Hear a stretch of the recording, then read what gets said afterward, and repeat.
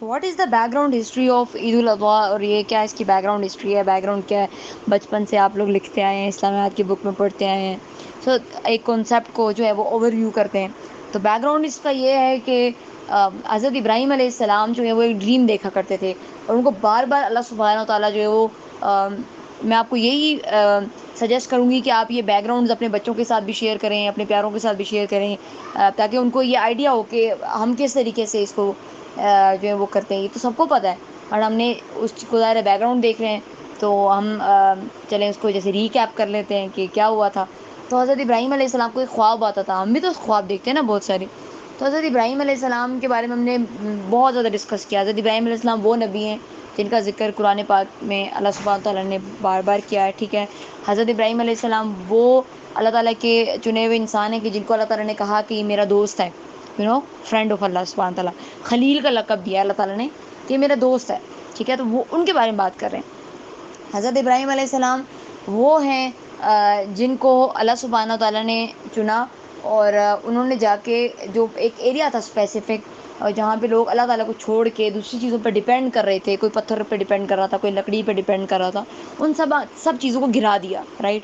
حضرت ابراہیم علیہ السلام وہ ہیں جنہوں نے ایکسپلور کیا، جنہوں نے غور و فکر کیا، جنہوں نے دیکھا کہ کون ہمیشہ کے لیے. انہوں نے پرفیکشن اور امپرفیکشن کے بیچ میں ایک لائن ڈرا کی.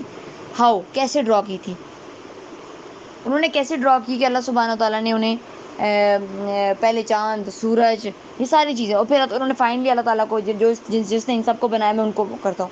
پھر ان کے والد صاحب کیسے تھے، انہوں نے نہیں مانا اور پھر ان کو نکال دیا گیا، اور پھر ان کا بیٹا ہوتا ہے اور اس کو چھوڑنے کا حکم ہوتا ہے کہ آپ اس کو چھوڑ آئیں، اور ان کی ایک قربانی، ان کی جو حضرت ہاجرہ تھی اور حضرت اسماعیل علیہ السلام تھے، ان کو چھوڑ کے آگے، جو کہ بڑھاپے کی اولاد ہے.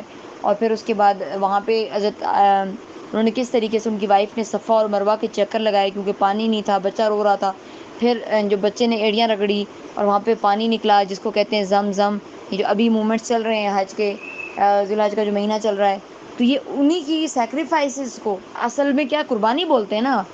تو قربانی، حضرت ابراہیم علیہ السلام قربانیاں دے رہے ہیں، قربانی پہ قربانی دے رہے ہیں. باپ جو ہے وہ چھوڑ دیا، گھر والوں نے نکال دیا، آگ میں جلایا گیا، اپنی ذات کی قربانی دے رہے ہیں، اپنے پیاروں کی قربانی دے رہے ہیں، اپنی بیوی کو قربان کر رہے ہیں اللہ کی راہ میں.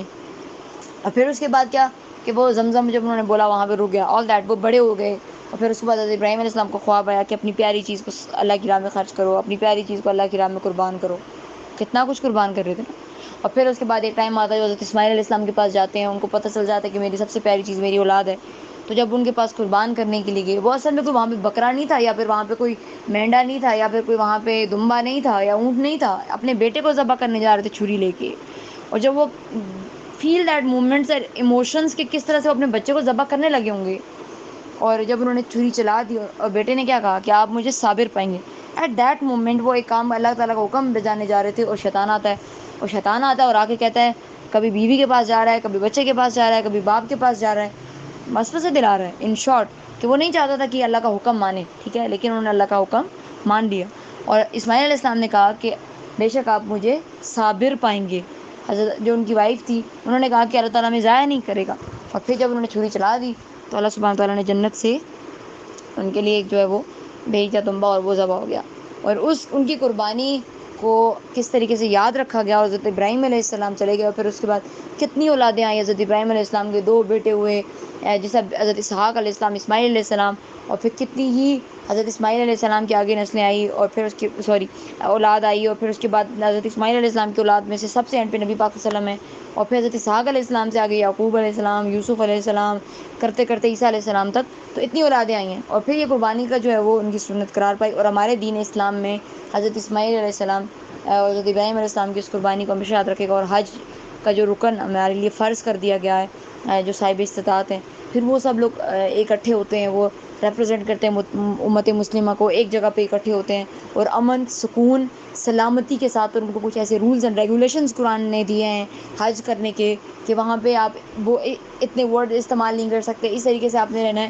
اور اتنا بڑا مجمع ہوتا ہے، اتنا بڑی گیدرنگ ہوتی ہے، اتنی بڑی جماعت اکٹھی ہوتی ہے امت مسلمہ کی، جو دنیا کے ہر کونے سے آتے ہیں، چاہے اس میں اجمی ہو یا عربی ہو، کالا ہو یا سفید ہو، تو سب رنگ نسل، امیر ہو یا غریب ہو، ایک ہی جگہ پہنچتے ہیں، ایک ہی جگہ چکر لگاتے ہیں، اور پھر اپنی جو ہے وہ جانور ذبح کرتے ہیں، اور پھر اس طریقے سے ایک ریپرزینٹ کرتے ہیں، اور پھر اس کے بعد وہ وہاں پہ قربان کر رہے ہوتے ہیں، اور پوری امت مسلمہ اپنے اپنے گھروں میں اس سنت کو یاد رکھتی ہے، اور پھر کچھ لوگ قربان کرتے ہیں اور کچھ لوگ قربان نہیں کرتے، نہیں کر پاتے کیونکہ وہ افورڈ نہیں کر سکتے.